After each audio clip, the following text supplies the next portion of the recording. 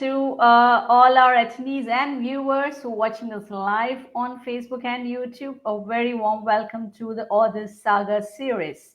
A quick recap for those of you who are new to Pick a Book. Pick a Book is all about reading and more reading and inculcating the habit of reading, research, and presenting the summary of it in our regular meeting sessions. Creating a better world by changing the sense of self through the habit of reading is the vision of Pick a Book. Currently, Pick a Book marked its inspiring presence in 4 countries: Sri Lanka, India, Singapore, and UK, with over 1,200 readers, 19 plus regions, and 100,000 plus people inspired through our sessions in a span of 1.5 years. So Pick a Book continues to spread its wings across the globe while we have come up with a new initiative, a brand of our own called Author Saga series, wherein the authors can reach their readers and like-minded individuals, with interest. Authors can also discuss the key insights of their books, and readers can have this wonderful opportunity to know more about the book from the author himself. So today we have with us Mr. Alex Perl with his wonderful book, 100 Ways to Write a Book. So quickly, let's get to know a little more about Mr. Alex. So Alex's first novel, Sleeping with Blackbirds, a darkly humorous urban fantasy written for children and young adults, was initially published in 2011. So it has since become a Kindle bestseller in US, and in 2014, he fictionalized Emma account of the first British serviceman to be executed for cowardice during the First World War, published by Mardi Books in its anthology. Okay, so the clock struck war. A selection of his blog posts is always available in paperback under the title Random Ramblings of a Short-Sighted Blogger. And in 2019, his psychological thriller, The Chairman, that is set in London in 2005, following the terrorist attack on its public transport system, was published as an ebook by Fizgig Press. So the paperback followed in 2020, and Alex lives in Northwest London with his wife and 2 children who are smarter than this old man. So he's quite possibly the only human being on this planet to have been inadvertently locked in a record shop on a Christmas Eve. So a very warm welcome, Mr. Alex Perl. Thank you. Oh, that's very kind of you. Thank you. Very nice to be with you today. Thank you. It's equally our pleasure to have you tonight. Okay, first of all, we all love to congratulate you on the success of this wonderful book, and we wish you a long way in writing. Thank you very much. Thank you. Okay. So to start with, Mr. Alex, I want to know, were you an avid reader? I'm not as avid as I'd like to be. I'm a slow reader. I take ages to get over books, and I tend to reread passages and stuff. So I do read. Obviously, I love reading, but some people are much faster. My wife, for instance, gets through many more books than I do. But Okay. Having said that, of course, I do love reading. But I am in fact, I'm a slow reader and a slow writer. So maybe there's a correlation between the two. I don't know. But yeah. Okay. That's great. Okay, so when did you do you remember when did you start reading books? Like what age? Well, that's a good question. I suppose I can remember very vividly the first proper book I read, and that was when I was at primary school. And I suppose I must have been about I don't know, maybe 10, 11, something like that. And it was a book which I read again recently out of interest. Mm-hmm. I remember it exactly as I did then. It's a wonderful little book called it's by Clive King, and it's called Stig of the Dump, which is a strange title. And it's about this little boy who is at his grandparents' house in the countryside in England. and he discovers at the bottom of this garden a caveman or cave boy, and he has this sort of friendship with this little boy, and from the past. Okay. And of course, nobody believes him, and it's quite a moving story, and it's all about human relationships and trust, and it's quite delightful and it's quite clever. And I remember reading it, all those years ago, and I think it was an important book because it set the ball rolling, as it were. And after that book, I started reading more. Okay. But I read it recently, and it's actually one of those books that it's beautifully written. The language is so simple, but very, very, very eloquently written, and there's no sort of spare words. It's a beautiful book, actually. I don't know what else Clive King wrote, but I think that book was certainly was the probably the best known book he wrote. Okay. But yeah, so that was the first one. Yeah. Great to know that. Okay, so and we are also keen to know how did your journey start as a writer? So was it your childhood dream, or it's you just had the spark somewhere in between? It's a good question. And the answer is, I think it was really probably by accident, really. If I'm honest, I was not particularly academic at school. I wasn't a great student. The only two subjects I was really any good at was art and writing, creative writing. These were two subjects that the only two subjects I really enjoyed, actually. And I was, I suppose, reasonably good at it. And it was, I mean, I ended up going to art college, and I didn't really know what I wanted to do. And then I teamed up with a guy, a very good friend, and he was better at drawing than me. And so he ended up becoming the artistic one. And I sort of gravitated towards words and ended up juggling with the words. So I became the copywriter. So, and then we got into advertising. So then my career in writing began, if you like. And I suppose it's quite a good breeding ground for writers or in fact film directors, because it's all about conveying stories in a short form in the advertising, and then particularly if it's creative, which at that time in the 1980s, I think London was sort of leading the field for creative advertising. So in many respects, it was very influential, and I enjoyed writing, and I got to enjoy doing that. And I came into contact with other writers, and in fact, at one point, I actually was very fortunate to sit next to at a dinner Perl, who's a famous novelist who's now sadly has died, but she was probably one of the greatest English novelists of the century,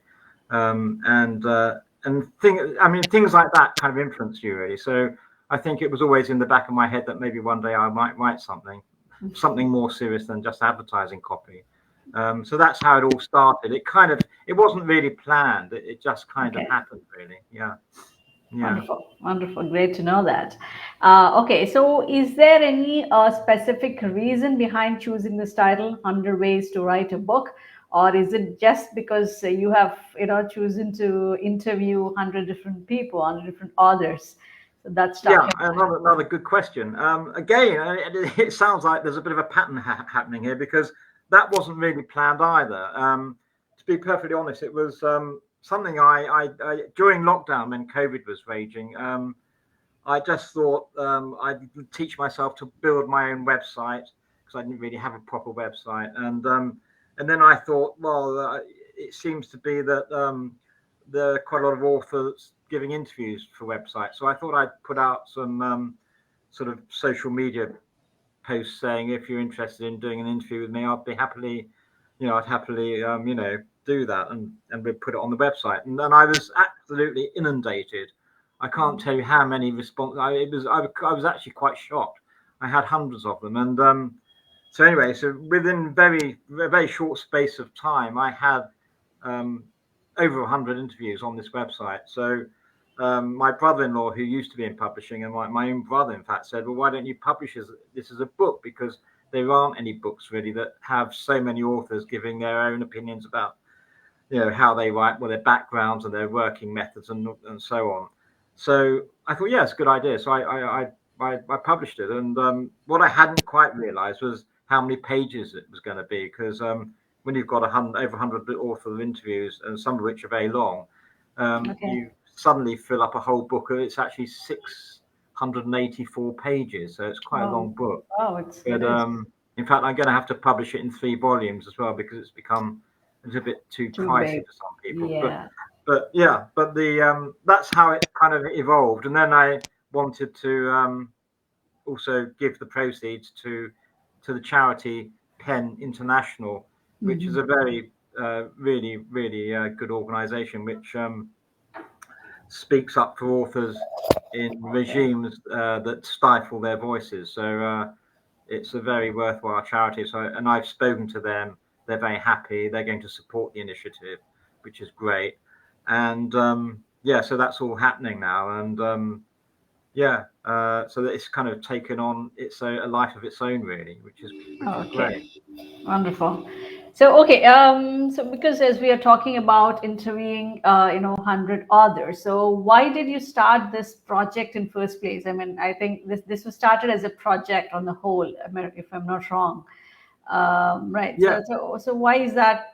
You have started something like this. So well, what it was, I mean, I'm as a sort of a writer myself. I'm interested in the process of writing, and what motivates people, and also how they go about doing it. And one of the questions that really appeals to me is, and I like hearing people talking about it, is how they go about it, and whether they plan their novels very carefully, which I do, I have to say, or indeed, if they just sit down and just have a very vague idea, and then let the thing unfold and sort of evolve as they write. And I find that an interesting question, and writers do have very different approaches, and which comes out in this book, and I find that fascinating. I mean, from my own point of view, I couldn't. I've tried, sort of trying to let the thing evolve and not have a very tight plan. It just doesn't work for me. I mean, the first thing I ever wrote was a book that got to about 15,000 words, and then I ran out of steam. I didn't know where it was going, and I kind of abandoned it. And then both books that follow were very, very carefully planned. I mean, they do evolve to some extent when I write them, but the plan is very much there, and I know exactly where it's going. And I just couldn't write a book without having that roadmap in place. But that's a question that I do find interesting, because some writers are, who are prolific writers, write without having a very detailed plan. And then in fact, they say they could never have a plan because they find it stifles their own writing style, and they can't let the characters breathe. So it's an interesting question, and one I'm always fascinated by. So that's why I set it up in the first place.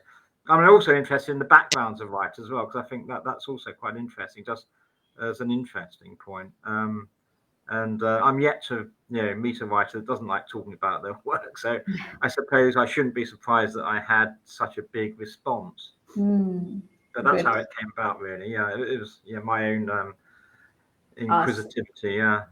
It's beautiful. Yeah, like how you said, everybody will have their own style of writing. So it's a good thing to put it up, all their experiences of different authors and different style of writings all together in one book, to pen it down in one book. It's going to be a great help for a lot of people out there who are about to start their writing journey. So that's wonderful. Yes. That's a good word. Yeah, I think it will be help. I mean, also what's very reassuring about reading it is also the fact that no writer's alone in the fact that it's not easy, and a lot of the writers who are they're very honest, and they say that they find it hard, and some this is really successful writers who end up sort of getting halfway through and then throwing it all away and starting again. True. That is kind of reassuring that's the case, and so you're not alone, and it's a process that although there's no hard and fast rules, it's never never straightforward, never easy, and there's no, there's no set key to doing it. It's quite Yes. reassuring to know that, because these people who some of whom are very successful, True. still Exactly. struggle a bit. That's part of the course. That's Yes, what it's all it about. is. It is. It is. Okay. So, what are the challenges you faced? When you first started writing the book. Well, for me, I find the hardest thing actually is the planning stage. Actually, it's something I spend forever on, and and I'm not an experienced. I've only written two books, but um, I spent, I think, on, well, certainly, for both books, I think I spent longer planning it than writing it, Okay.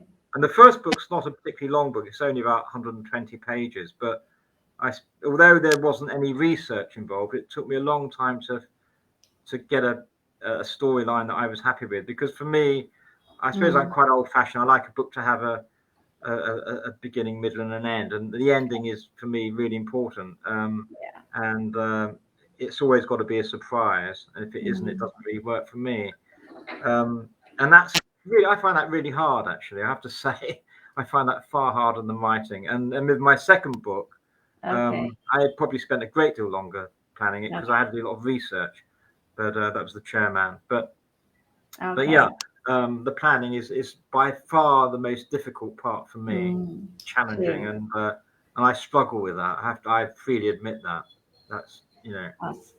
yeah. Okay. Got it. Okay. So, what is the role of, I mean, you must have done a lot of research and, you must be having a lot of experiences on that. So, what is the role of research and the role of experience in writing a book? What weighs more, like, especially for Well, you, what weighed more? well, I think it's a good question again, because actually they're both really important, and I think a lot of people say you should write about what you know, which is Hmm. which probably is true, but also you're inevitably going to write something that you don't know much about. But I think you need to inject both, really. I mean, for my first children's book, Sleeping with the Blackbirds, that was entirely based on my own imagination and Okay. experiences. And there's some Okay. characters in that there's a gardener in that who's based on a real gardener who couldn't make up, who used to, from my childhood, he was disabled, but he used the gardening tools to prop himself up. And Okay. he was an amazing gardener. I mean, you couldn't make that up. I mean, that's based on the truth. But Hmm. on for my other book, The Chairman, which is a thriller based on the London terrorist attack in 2005, I Okay. had to do a huge amount of research for that book, because Mm. I wasn't that well versed in the ways in which terrorists communicated in 2005 via Mm. the internet, stuff like that. I had to delve in quite deep into quite obscure publications, and Okay. read quite a lot of books about politics as well, to Mm. get that right. But the thing with research is that you can very easily get bogged down Mm. and read too much, and you don't want to bore the reader, but you need to know it to have the confidence to write it.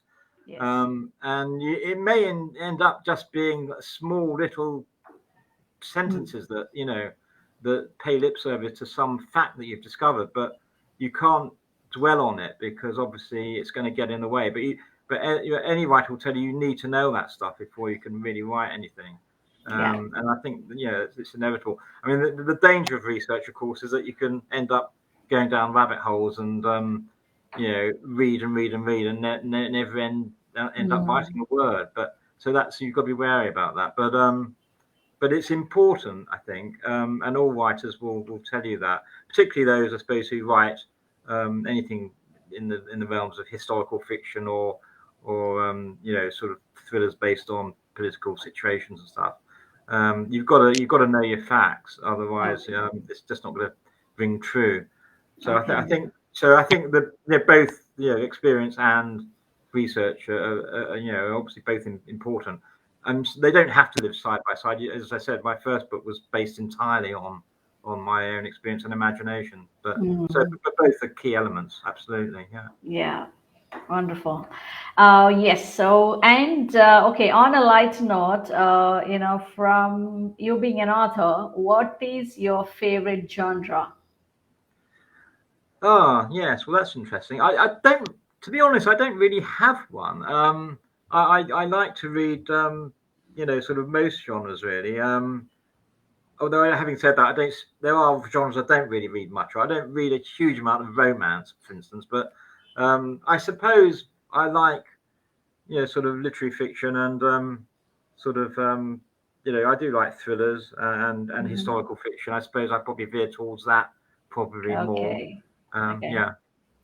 Okay. And so, yeah, and one more question again on the same thing. From a author's perspective, what is relatively easy? Is it a fiction writing or a non-fiction writing? Oh well, I haven't really. I mean, apart from this book, which isn't really. I mean, it's non-fiction, but it was kind of. I mean, I had a fairly easy role in that because I was just asking questions. But Mm. um, I mean, I've done I have written a blog. I suppose that's non-fiction, I suppose, to some extent. But I think writing fiction, for me anyway, is more challenging than writing non-fiction. Um, Okay. because, but also it's rather more enjoyable. But Mm. it is more challenging because I mean, because you've got to make it credible. I mean, writing non-fiction is kind of it's almost formulaic. It's you just got Yes. to have the facts there. Um, Yeah. but I haven't. Having said that, I've not written a proper non-fiction book as Okay. such. I mean, I wouldn't really class this book as this. It's an interview book. It's it's different. Okay. But yeah, Okay, wonderful. Okay, so just before we leave, this is my last question for the day, and I okay. would like to have one good advice from you for the first-time writers. For new writers, New advice, yes, from you yeah, for the okay. first-time writers. Well, I mean, I always say to people that you should just go at it and don't be put off by um, any if you're criticized. I mean, just take it on board and you know just enjoy your writing. I think the most important thing with writing is to enjoy what you write and to get a lot of enjoyment out of it. And by all means, if people offer criticism, if it's constructive criticism, Yeah, that's great. You can take it on board, but you don't have to abide by it. In fact, I mean, the thing to bear in mind is that actually, with a lot of all writing, there are no rules. I mean, you're there to, to create whatever you want to create. I mean, a lot of writers tend to, do unconventional things. I mean, you could look at the writing of, for example,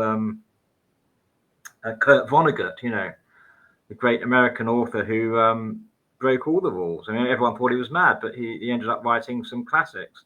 mm, Slaughterhouse Five is a terrific book that just broke all the known at the time the rules, and he did things that were very unconventional. So I think you just have to discover your own way of writing yeah, and enjoy it, and that's it. I mean, um, yeah, great. that's what I'd Thank you. say.